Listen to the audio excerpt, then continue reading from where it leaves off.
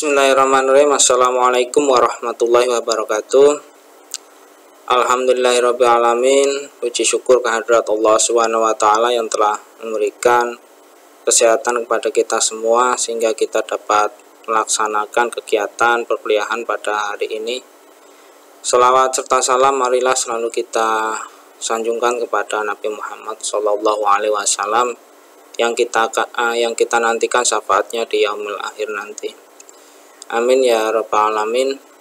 Anak-anakku sekalian yang Bapak sayangi dan Bapak banggakan, alhamdulillah tidak terasa kita sudah sampai pada pertemuan yang ke-16 sesuai dengan kontrak perkuliahan dan rencana pembelajaran semester yang sudah Bapak bagikan di awal semester dulu, bahwa pada pertemuan ke-16 ini kita akan melaksanakan kegiatan ujian akhir semester.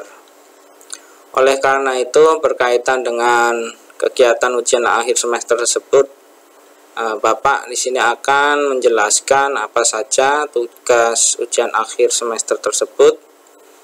Harapan Bapak dengan penjelasan ini, Anda semua dapat mengerjakan tugas UAS tersebut dengan baik dan benar. Anak-anakku sekalian yang Bapak sayang dan Bapak banggakan, di sini ada beberapa tugas yang harus Anda kerjakan ya. Seperti apa tugasnya di sini akan Bapak jelaskan satu persatu. Tugas ujian akhir semester mata kuliah metodologi pembelajaran IPA MI dan pendalaman IPA MI. Tugasnya yaitu membuat video praktik mengajar IPA MI. Videonya seperti apa? Yaitu membuat video praktik mengajar IPA MI secara mandiri dan diupload ke YouTube. Jadi tugas Anda ya dalam ujian akhir semester ini yaitu Anda membuat membuat video praktik mengajar, kemudian nanti setelah selesai Anda silakan upload ke media YouTube Anda masing-masing. Seperti apa petunjuk mengerjakannya? Di sini akan Bapak jelaskan satu persatu. Petunjuk pembuatan video praktik mengajar IPA MI yang pertama yaitu membuat video praktik mengajar secara individu. Jadi tugas UAS ini dikerjakan oleh masing-masing mahasiswa ya, tidak dikerjakan secara kelompok. Jadi silahkan dipersiapkan secara mandiri. Kemudian yang kedua, materi ya praktikum diambil dari materi IPA MI dari kelas 1 sampai dengan kelas 6. Jadi silahkan ya Anda bisa melihat di kurikulum ya, di kurikulum K13 Anda bisa mengecek materi IPA MI dari kelas 1 sampai kelas 6 itu apa saja. Nanti Anda bisa memilih salah satu ya materi yang mana yang akan Anda jadikan dalam kegiatan praktik mengajar.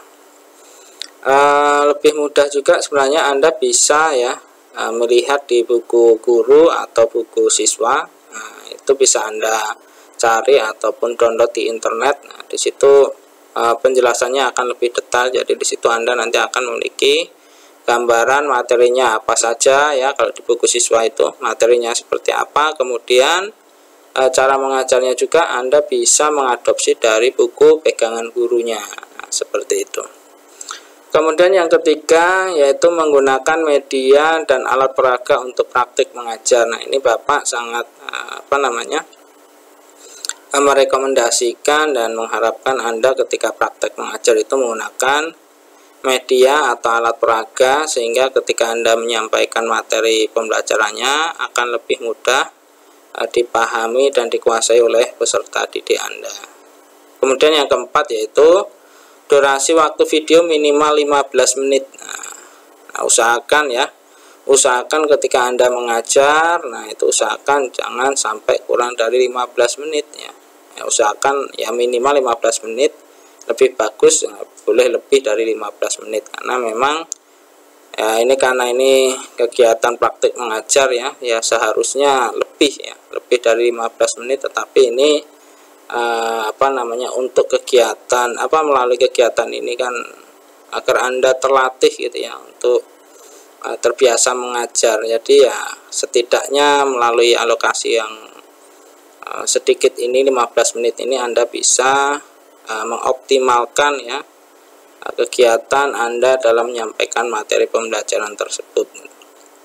Kemudian yang kelima yaitu susunan video pembelajaran berurutan, yaitu dari kegiatan awal, kegiatan inti, dan kegiatan penutup. Nah, nanti seperti apa sih kegiatan awal, kegiatan inti, kegiatan penutupnya akan Bapak jelaskan pada slide berikutnya ya.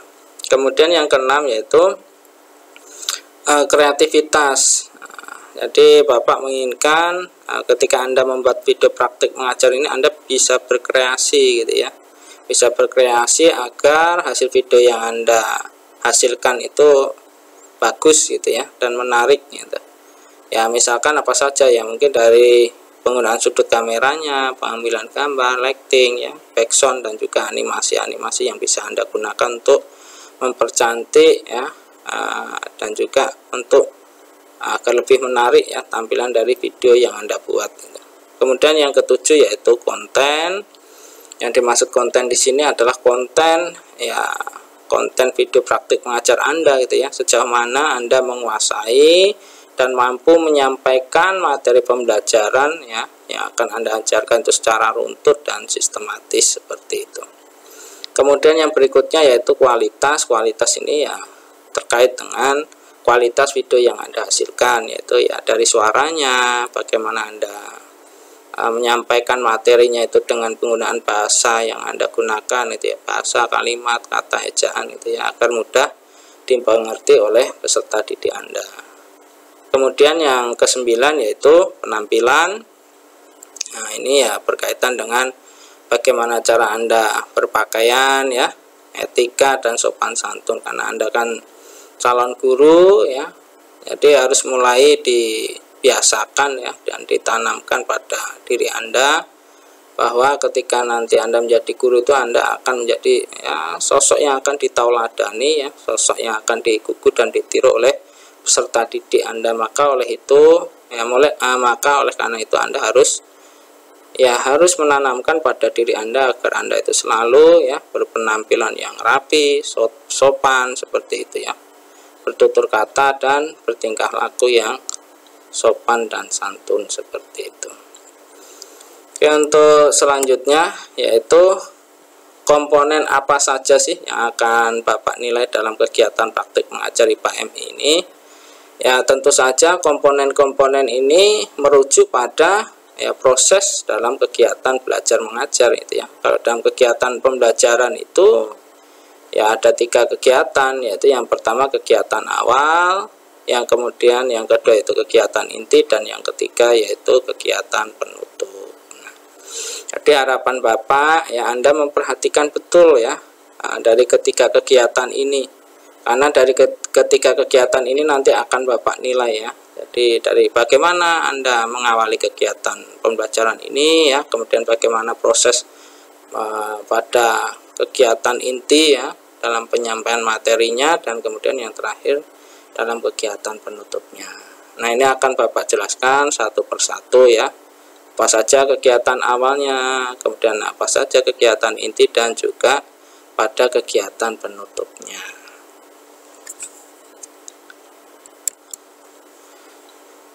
Yang pertama yaitu pada kegiatan awal. Nah, ini ada beberapa hal ya yang harus Anda perhatikan sebagaimana dalam kegiatan-kegiatan praktik pembelajaran ya sebelumnya yang sudah Anda laksanakan ya secara berkelompok ya. Bapak harap dalam kegiatan praktik pembelajaran secara mandiri ini Anda lebih bisa optimal dan lebih maksimal lagi ya.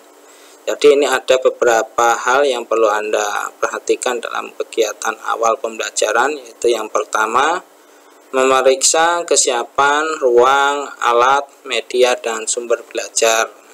Nah, jadi pada kegiatan simulasi ini ya, praktek kegiatan pembelajaran ini atau simulasi ini, walaupun Anda mengajar ya, secara mandiri ya, tidak melibatkan peserta didik, tapi harapan Bapak Anda semua dapat memposisikan diri ya seperti pada situasi dan kondisi yang nyata seperti itu. Jadi bagaimana Anda nanti ya membiasakan diri untuk sebelum mengajar itu ya, pada kegiatan awal itu Anda memeriksa ya kesiapan ruangan kelasnya bagaimana gitu ya, alat, media, dan sumber belajar yang akan Anda gunakan apakah sudah siap, apakah sudah lengkap, seperti itu ya.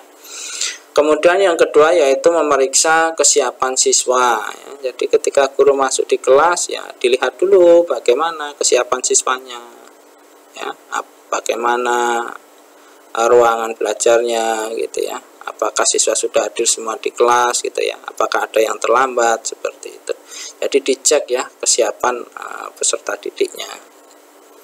Kemudian yang ketiga yaitu membuka pembelajaran dengan salam dan membaca doa. Nah, ini harus Anda selalu harus Anda biasakan ya. Kelihatannya sederhana tetapi ini juga sangat penting ya. Jadi seorang guru, apalagi Anda adalah calon guru MI, maka hal ini harus selalu Anda biasakan dan Anda laksanakan ya dalam kegiatan awal pembelajaran, yaitu membuka pembelajaran dengan salam, selanjutnya dilanjutkan dengan membaca doa ya. Jadi agar ilmu yang Anda ajarkan itu memberikan keberkahan kepada peserta didik, dan juga mudah-mudahan dengan membaca doa tersebut ya peserta didik itu bisa mudah ya untuk memahami materi yang Anda ajarkan, seperti itu. Kemudian yang keempat yaitu mengabsen kehadiran siswa. Melalui absen kelas ya, setelah Anda buka salam dan baca doa, Anda lanjutkan dengan mengabsen kehadiran siswa ya. Apakah ada siswa yang sakit ya, atau mungkin izin, atau mungkin tanpa keterangan gitu ya, atau ada yang terlambat. Jadi kalau ada peserta didik yang tanpa keterangan gitu ya, itu Anda bisa komunikasikan dengan pihak orang tua atau wali murid gitu ya, kondisi peserta didik yang tidak hadir di kelas tersebut. Kemudian yang berikutnya yaitu melakukan kegiatan apersepsi ya. Kegiatan apersepsi ini bisa Anda lakukan ya, tujuannya untuk mengetahui sejauh mana ya kemampuan atau pemahaman peserta didik terhadap materi yang akan Anda ajarkan. Atau bisa juga disebut sebagai bagaimana ya usaha Anda ya, cara Anda untuk menghubungkan materi yang sudah dipelajari sebelumnya dengan materi yang akan dipelajari oleh peserta didik. Ya, ini bisa Anda Anda mulai dengan ya menanyakan ya materi-materi yang sudah dipelajari sebelumnya bagaimana, kemudian kaitkan dengan materi yang sudah yang akan dipelajari peserta didik, atau dengan cara Anda menggali sejauh mana gitu ya, atau mengaitkan pengetahuan awal yang dimiliki oleh peserta didik ya dengan pertanyaan-pertanyaan tanya jawab, kemudian nanti kaitkan dengan materi yang akan Anda ajarkan, seperti itu.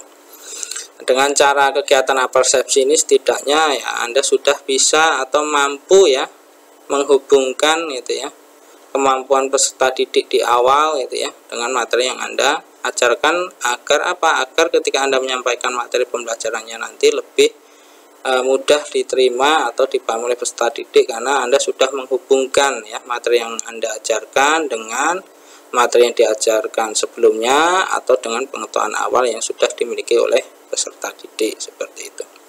Kemudian yang keenam yaitu menyampaikan kompetensi atau tujuan pembelajaran yang akan dicapai dan rencana kegiatan yang akan Anda laksanakan dalam pembelajaran.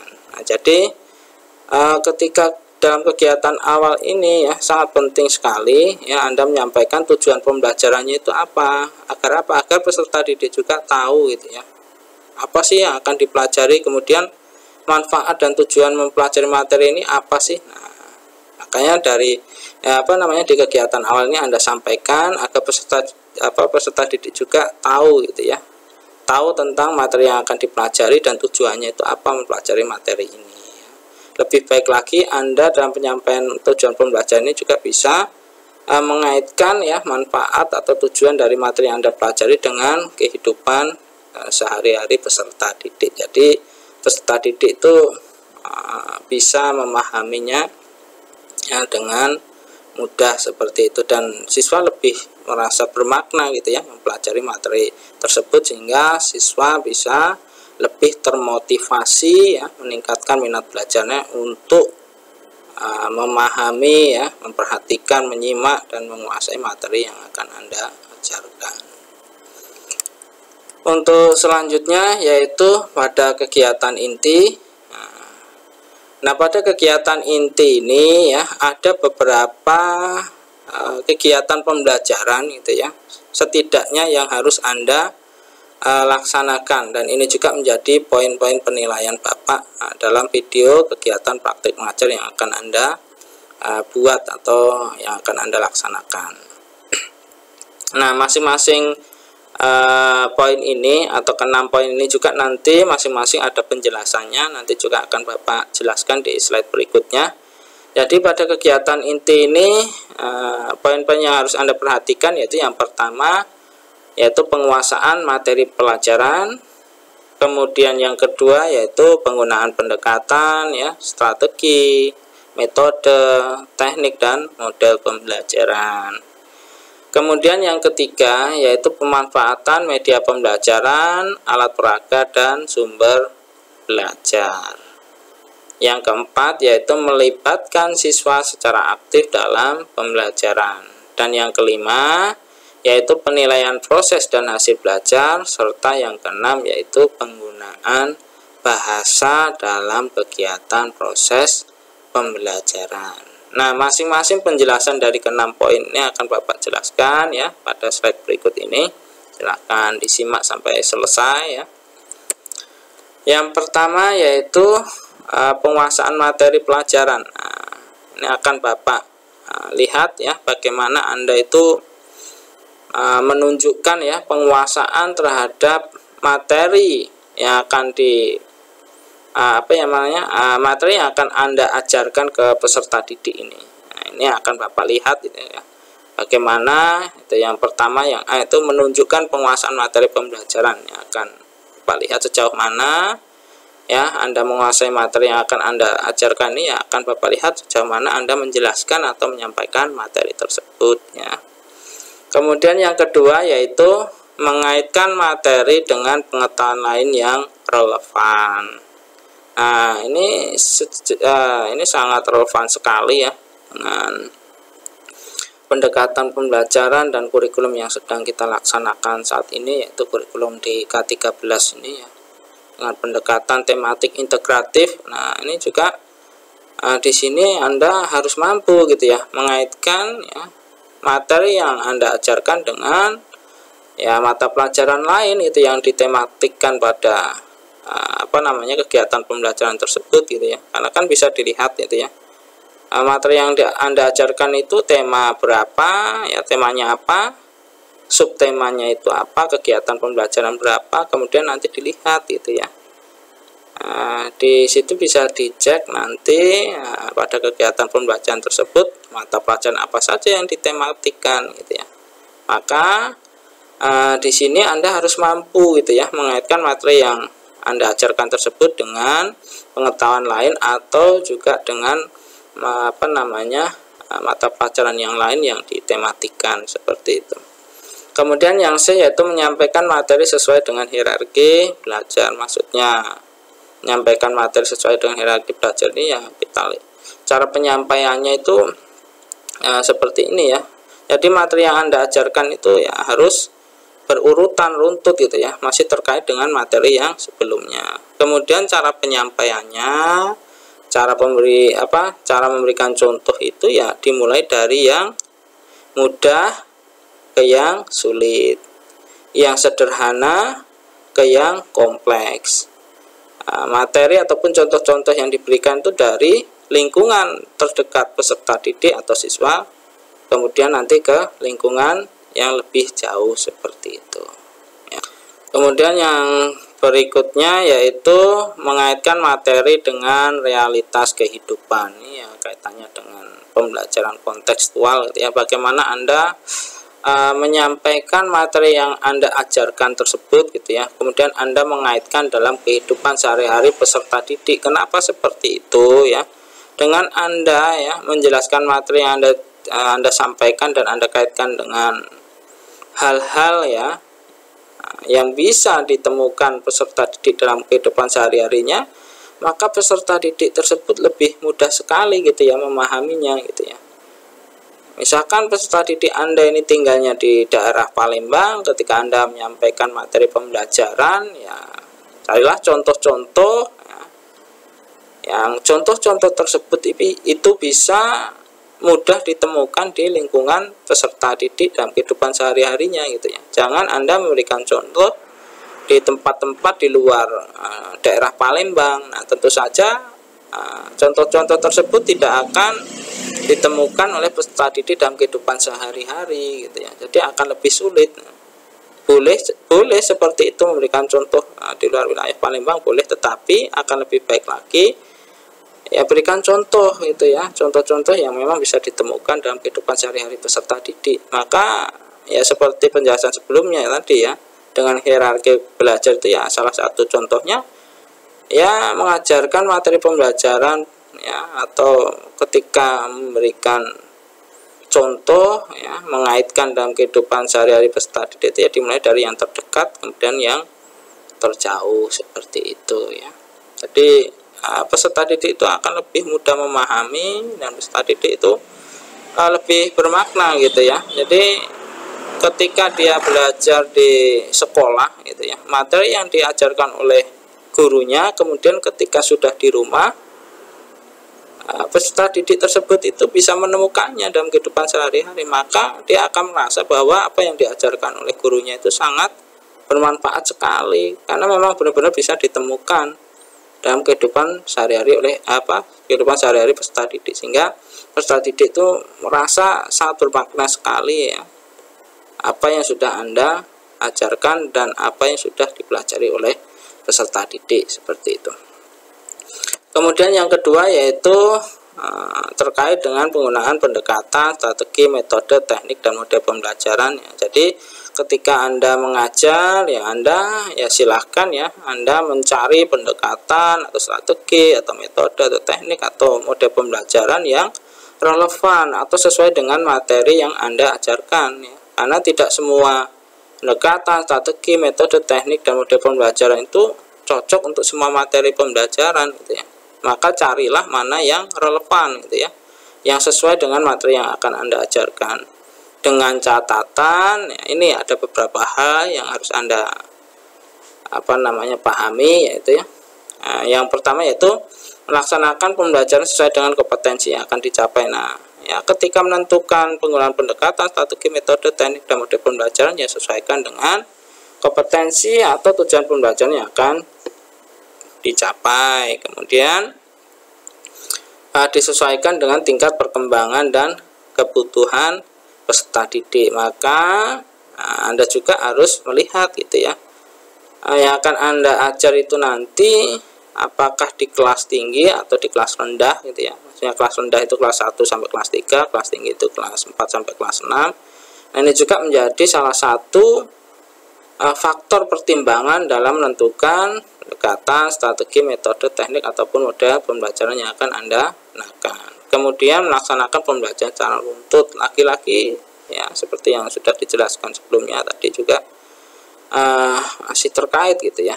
Bagaimana Anda melaksanakan pembelajaran ini secara runtut ya.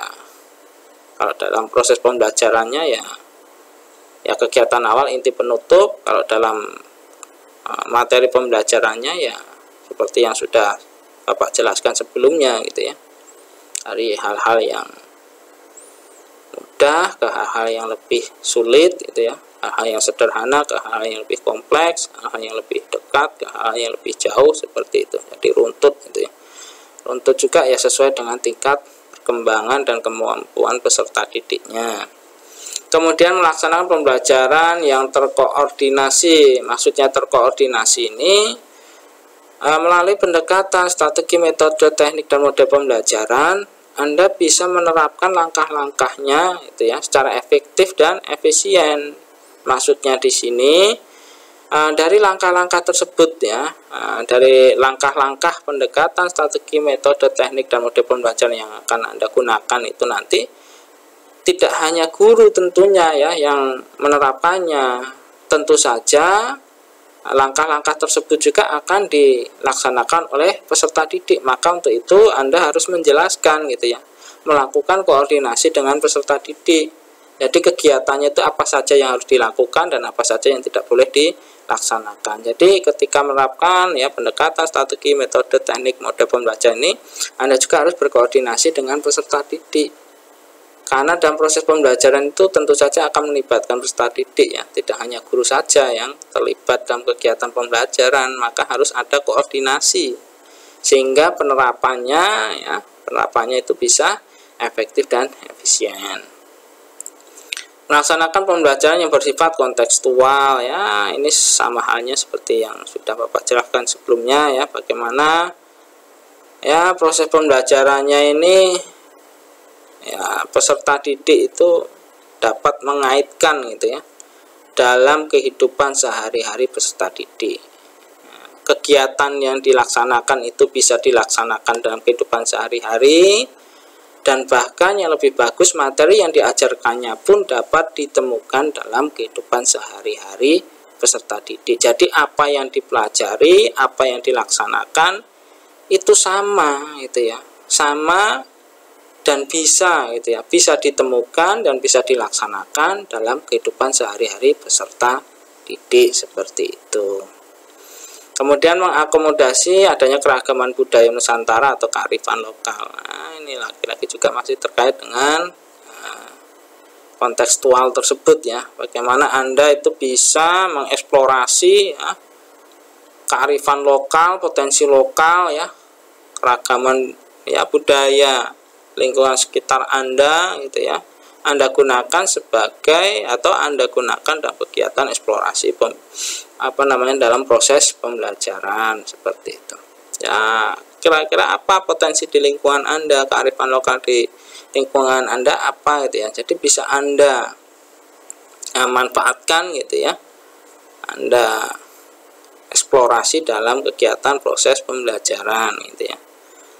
Kemudian yang berikutnya yaitu melaksanakan pembelajaran yang memungkinkan tumbuhnya kebiasaan positif. Nah, ini tentu saja menjadi poin penting juga gitu ya. Nah, dalam proses pembelajaran ini ya tidak hanya serta-merta mengajar selesai itu sudah, tetapi bagaimana Anda juga menanamkan di sini ya. Ini maksudnya berarti ada nilai-nilai pendidikannya itu. Bagaimana bisa menanamkan ya kebiasaan ya, karakter gitu yang positif terhadap peserta didik gitu ya. Bagaimana ketika mengajar, berarti aktivitas peserta didiknya tuh harus aktivitas apa saja ya, aktivitas pembelajaran, bukan aktivitas di luar kegiatan pembelajaran gitu ya. Ini harus Anda biasakan ya, Anda terapkan ya melalui berbagai pendekatan, strategi, metode, teknik, mode pembelajaran gitu ya. Pendekatannya apakah teacher center, apa student center ya. Strateginya juga ya bisa Anda ya menentukan strategi pembelajaran yang bagaimana gitu. Metode, teknik, mode pembelajaran sangat banyak sekali ya. Dalam pembelajaran IPA Anda bisa menentukan salah satunya ya. Melalui langkah-langkah kegiatan pembelajaran tersebut nanti diharapkan peserta didik itu memiliki gitu ya, memiliki karakteristik ya, memiliki kebiasaan ya dalam beraktivitas belajar yang positif ya.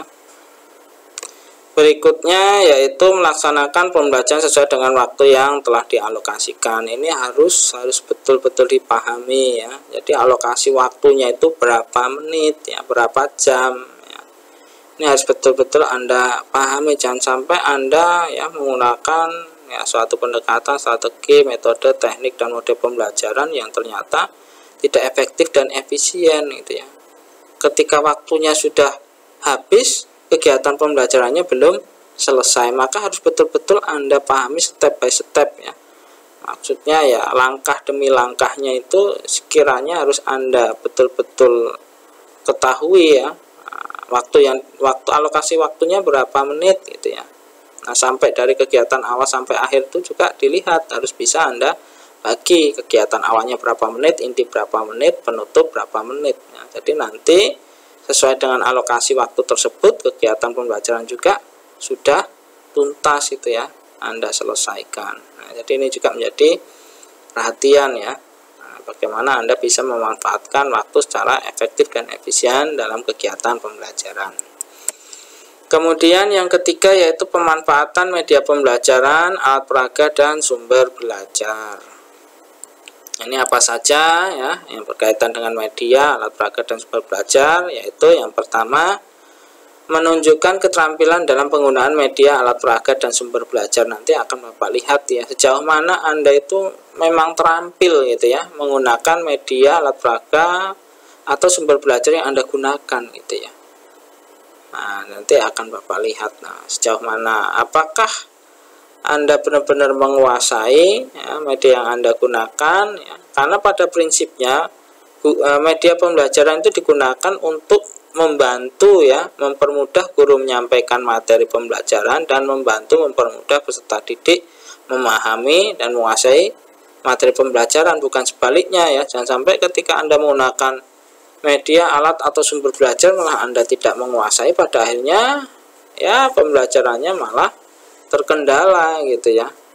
Karena media karena Anda tidak menguasai ya, dan media yang Anda gunakan tidak relevan dengan materi yang Anda ajarkan. Kemudian yang kedua yaitu menghasilkan pesan yang menarik. Nah, ini ya nanti akan Bapak lihat gitu ya. Bagaimana media pembelajaran, alat peraga, dan sumber belajar yang Anda gunakan apakah benar-benar bisa menyampaikan message ya atau pesan gitu ya kepada penerima pesan, kalau dalam konteks ini ya peserta didik gitu ya. Karena semakin menarik ya media yang Anda gunakan ya seharusnya juga menghasilkan pesan yang menarik yang sehingga dapat meningkatkan minat dan perhatian peserta didik dalam mengikuti materi yang Anda sampaikan gitu. Kemudian yang berikutnya menggunakan media, alat peraga, dan sumber belajar secara efektif dan efisien ya.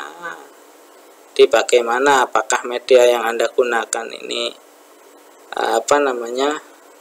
dapat membantu Anda ya lebih efektif dalam penyampaian materi pembelajaran dan lebih efektif dalam pencapaian tujuan pembelajaran dan lebih efisien dalam pengelolaan alokasi waktu pembelajaran gitu ya.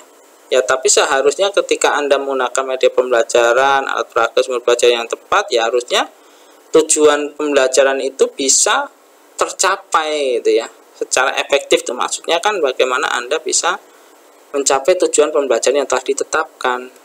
Secara efisien dengan menggunakan media, alat peraga, dan sumber belajar Anda bisa menyampaikan materi pembelajaran tepat ya sesuai dengan alokasi waktu yang ditetapkan gitu. Jadi pembelajarannya tepat waktu dan tepat sasaran atau tepat tujuannya. Jadi itu yang disebut sebagai efektif dan efisien. Kemudian melibatkan siswa dalam pemanfaatan media, alat peraga, dan sumber belajar. Jadi ketika menggunakan media, alat peraga, dan sumber belajar ini sebenarnya bukan hanya guru yang menggunakan, tetapi lebih bagus lagi peserta didik juga dapat terlibat secara aktif untuk memanfaatkan media, alat peraga, dan sumber belajar. Jadi nanti bisa disebut media, alat peraga, dan sumber belajar yang Anda gunakan itu adalah media, alat peraga, dan sumber belajar yang interaktif. Artinya Anda sebagai guru dapat memanfaatkannya dan juga peserta didik juga dapat memanfaatkan media, alat peraga, dan sumber belajar yang Anda gunakan seperti itu. Berikutnya yang keempat yaitu melibatkan siswa secara aktif dalam pembelajaran. Yang pertama menumbuhkan partisipasi aktif siswa dalam pembelajaran. Yang kedua yaitu merespon positif partisipasi siswa. Yang ketiga memfasilitasi terjadinya interaksi guru, siswa, dan siswa dengan siswa. Yang keempat menunjukkan sikap terbuka terhadap respon siswa. Yang kelima menunjukkan hubungan antar pribadi yang kondusif. Yang keenam menumbuhkan keceriaan dan antusiasme siswa dalam pembelajaran. Jadi pada intinya ya melibatkan siswa secara aktif dalam pembelajaran ini ya Anda sebagai guru ya bagaimana gitu ya harus bisa ya melibatkan peserta didik secara aktif, karena pada dasarnya dalam kegiatan pembelajaran itu kan yang akan diajar itu kan peserta didik yang akan kita cerdaskan itu kan peserta didik, maka secara logika gitu ya, harusnya yang lebih aktif itu kan peserta didiknya, bukan gurunya. Kalau gurunya yang lebih aktif ya tentu saja yang pinter ya gurunya gitu. Maka untuk itu Anda harus ya menggunakan berbagai macam cara ya, metode, strategi dan yang lain itu agar apa? Agar mampu melibatkan siswa secara aktif dalam pembelajaran, seperti itu ya. Dengan siswa aktif dalam pembelajaran, maka nanti diharapkan siswa ya benar-benar ya menguasai materi yang Anda ajarkan. Berikutnya yaitu penilaian proses dan hasil belajar. Yang A yaitu melakukan penilaian awal, kemudian yang berikutnya memantau kemajuan belajar, kemudian yang C memberikan tugas sesuai dengan kompetensi, yang D yaitu melakukan penilaian akhir sesuai dengan kompetensi. Jadi penilaian proses dan hasil belajar ini ya dilakukan ya selama dalam kegiatan proses belajar mengajar tersebut gitu ya. Kalau penilaian proses ya bisa Anda gunakan ya seperti dalam penilaian K13 sekarang ini ya, dengan penilaian autentik ini. Penilaian proses Anda bisa lakukan dengan ya pengamatan gitu ya, kemudian penilaian antar teman, penilaian diri sendiri, itu bisa disebut sebagai penilaian proses ya untuk menilai aspek afektifnya gitu ya. Kemudian nanti penilaian hasilnya bagaimana ya, bisa menggunakan tes formatif ya. Kemudian bagaimana Anda penilaian ya ujian tengah semester ya, penilaian akhir semester ya, itu sebagai penilaian hasil belajar. Dan juga bisa menggunakan berbagai macam jenis penilaian ya, baik itu tes maupun non tes. Bisa itu ya unjuk kerja ya, bisa portofolio seperti itu dan yang lainnya. Jadi ketika Anda mengajar ya Anda harus memberikan penilaian baik itu proses dan hasil belajar gitu ya. Penilaian proses ini penting dilakukan ya, tidak hanya pada penilaian hasil belajar saja gitu ya. Jadi prosesnya Anda nilai, hasilnya juga Anda nilai, sehingga Anda mampu mengumpulkan data dan informasi tentang kemajuan dan hasil belajar siswa ya secara komprehensif seperti itu. Maka harus dinilai prosesnya dan juga dinilai hasil belajarnya. Jadi dalam kegiatan praktek pembelajaran ya Anda harus nanti mempraktekkan bagaimana Anda ya melaksanakan penilaian proses dan hasil belajar peserta didik atau siswa Anda. Berikutnya yaitu penggunaan bahasa, yaitu yang pertama menggunakan bahasa lisan secara jelas dan lancar, yang B menggunakan bahasa tulis yang baik dan benar, dan yang C yaitu menyampaikan pesan dengan gaya yang sesuai. Nah, ini juga harus Anda perhatikan gitu ya, penggunaan bahasa ini ya, apalagi untuk anak-anak peserta didik siswa SDM ini ya harus Anda perhatikan betul ya, karena kemampuan penyerapan ya, bahasa baik lisan dan tulisan, karena ini di pendidikan tingkat dasar, betul-betul Anda perhatikan gitu ya, bagaimana Anda menulis ya, di papan tulis yang baik dan benar, karena akan dicontoh gitu ya. Peserta didik tingkat SDM ini akan melihat, akan mencontoh apa yang mereka lihat gitu ya. Jadi ya dalam penggunaan bahasa ini sangat penting sekali Anda perhatikan ya, bagaimana Anda dalam menggunakan bahasa lisan ya maupun bahasa tulisan, dan juga bagaimana ketika Anda menyampaikan pesan dengan gaya yang sesuai. Maksudnya ketika Anda menggunakan bahasa lisan ya gunakan bahasa Indonesia dengan baik yang benar. Ketika menggunakan bahasa tulis ya bagaimana Anda ketika menulis di papan tulis dengan tulisan yang baik dan benar. Dan juga ya penyampaian pesan dan gaya yang sesuai ini kalau untuk ya peserta didik SDMI karena masih di tingkat sekolah dasar ya gunakan dengan bahasa keibuan seperti itu ya. Jadi sebenarnya anak-anak SDMI ini akan mencontoh gitu ya, apa yang mereka lihat, apa yang mereka dengar gitu ya. Jadi ketika Anda menulisnya rapi di papan tulis ya akan dicontoh benar-benar ya, gaya menulis hurufnya itu akan dilihat, akan dicontoh oleh peserta didik. Nah, kalimat-kalimat juga ketika Anda menjelaskan materi ya gunakan kalimat bahasa yang mudah dipahami dan dimengerti oleh peserta didik. Gunakan ya bahasa keibuan ya, agar peserta didik itu merasa ada kedekatan emosional dengan Anda sebagaimana seorang tua dengan anak, seperti itu ya. Kemudian yang berikutnya yaitu kegiatan penutup. Nah, pada kegiatan penutup ini ada 3 hal yang perlu Anda pahami. Yang pertama yaitu kegiatan refleksi dan rangkuman pembelajaran. Nah, kegiatan penutup ini kan dilakukan di akhir kegiatan pembelajaran ya. Nah, pada kegiatan refleksi dan rangkuman pembelajaran ini yang perlu Anda lakukan, yang pertama melakukan refleksi pembelajaran dengan melibatkan siswa. Maksudnya refleksi di sini Anda ya seperti Anda ketika bercermin gitu ya. Jadi Anda melakukan refleksi, Anda melakukan introspeksi gitu ya. Anda ya menganalisis dari apa ya kegiatan pembelajaran, materi pembelajarannya sudah Anda sampaikan tersebut, Anda membuat refleksi. Maksudnya apa saja hal-hal yang sudah dikuasai, hal-hal yang belum dikuasai oleh peserta didik. Maka untuk itu ya Anda harus melibatkan peserta didik atau siswa Anda, seperti itu.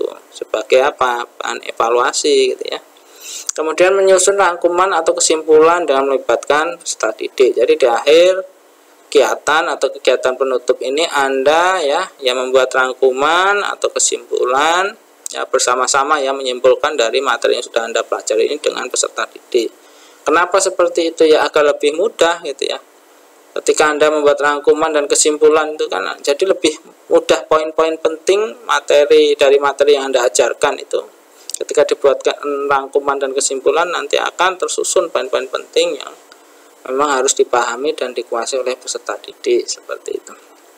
Yang berikutnya yaitu pelaksanaan tindak lanjut.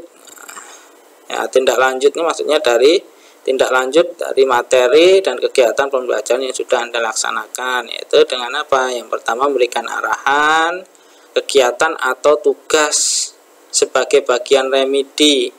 Bagian remedi ini adalah bagian ya diberikan kepada peserta didik yang belum mencapai nilai KKM atau kriteria ketuntasan minimum materi pembelajaran yang Anda sampaikan gitu ya. Jadi kalau mereka yang belum tuntas belajarnya, belum mencapai KKM, ya berikan remedial. Kemudian yang berikutnya memberikan arahan kegiatan atau tugas sebagai bagian pengayaan. Nah, kalau pengayaan ini diberikan kepada peserta didik yang dia tuntas atau mencapai nilai kriteria ketuntasan minimum. Remedi berikan kepada mereka yang belum tuntas. Yang sudah tuntas pun ya perlu diberikan yaitu pengayaan agar lebih maksimal lagi dalam penguasaan materi yang sudah dipelajari. Kalau remedi ya untuk perbaikan ya, dari apa saja sekiranya materi yang belum dipahami diberikan remedi ya, pengulangan kembali materi tersebut sampai peserta didik menguasainya.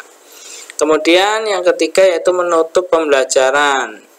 Ya, di akhir kegiatan pembelajaran sama halnya dalam kegiatan awal tadi ya, dibuka dengan salam dan juga doa. Maka di bagian penutup dan akhir kegiatan pembelajaran yaitu diakhiri dengan membaca doa dan mengucapkan salam, seperti itu.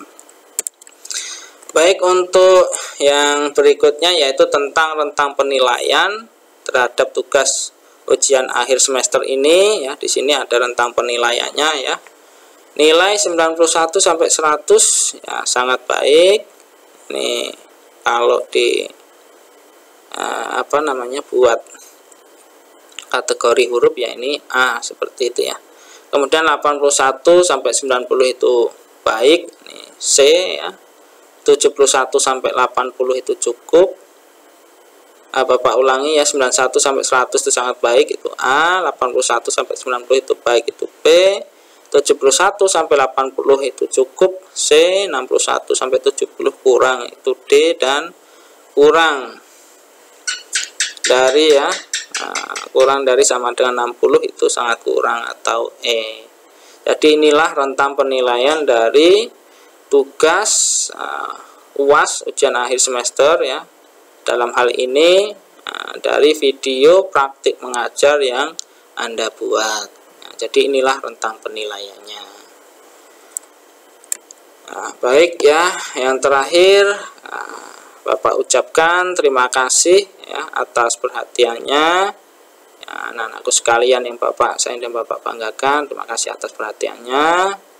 Ya, mudah-mudahan dari penjelasan yang Bapak sampaikan ini bisa membantu Anda dalam mengerjakan tugas ujian akhir semester ini dengan baik dan benar. Ya, semoga sukses, diberikan kemudahan Anda dalam mengerjakan tugas UAS ini ya. Mudah-mudahan Anda juga mendapatkan nilai yang maksimal. Amin, amin ya rabbal alamin.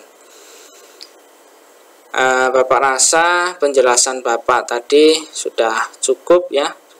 Jadi silakan bisa Anda pahami ya. Anda perhatikan. Terima kasih atas perhatiannya. Mohon maaf ya atas segala kekurangan yang Bapak sampaikan. Sekiranya ada hal-hal yang kurang berkenan atau mungkin hal-hal yang masih kurang jelas ya, Bapak mohon maaf yang sebesar-besarnya, dan Anda juga bisa langsung ya komunikasi dengan Bapak untuk menanyakan hal-hal yang sekiranya masih belum jelas ya, bisa Anda langsung komunikasikan dengan Bapak. Terima kasih sekali lagi atas perhatiannya, kurang lebihnya Bapak mohon maaf ya. Bapak Ari, Assalamualaikum warahmatullahi wabarakatuh.